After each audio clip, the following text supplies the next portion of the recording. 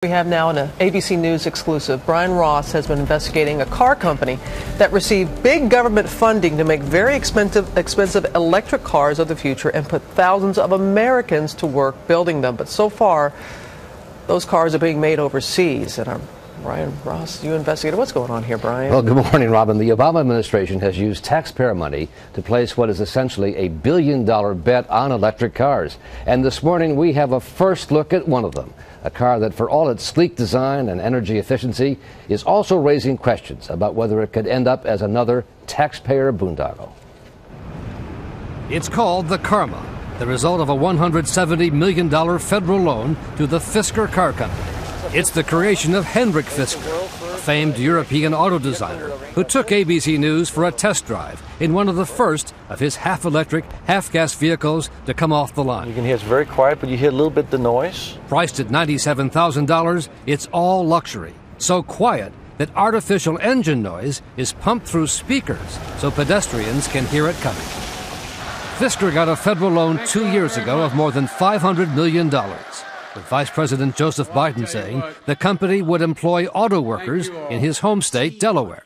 This is seed money that will return back to the American consumer in billions and billions and billions of dollars in good new jobs. And so far, the U.S. money has helped to create some 500 auto assembly factory jobs.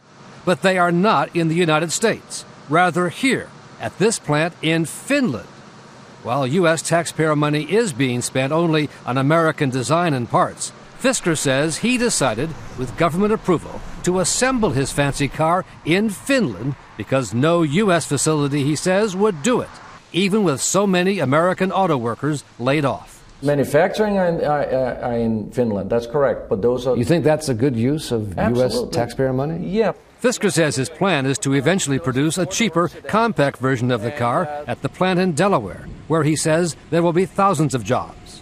But the company has had delays and won't start production here until at least next year. Should taxpayers worry about that money, the $500 million plus that has been guaranteed? No, I don't think you need to worry about it. The first Fisker Karma was delivered to Leonardo DiCaprio.